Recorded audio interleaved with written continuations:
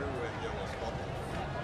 So since last after discussion, I've been there with them on everything.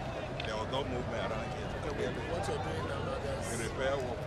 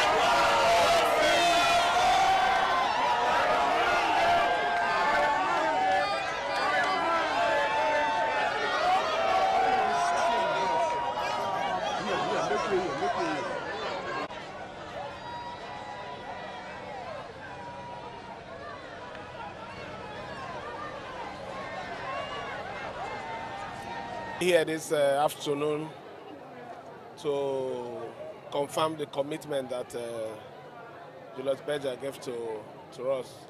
We've been in talk with them.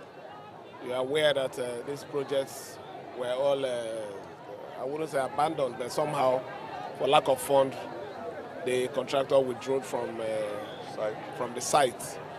So we've been discussing with them, and they gave me their word that although we have not finished all the discussion, but they will move into site, and I'm here to confirm that. Let me make this promise to our good people of Rivers State. This project that we started, by the special grace of God, we're going to complete it. Thank you.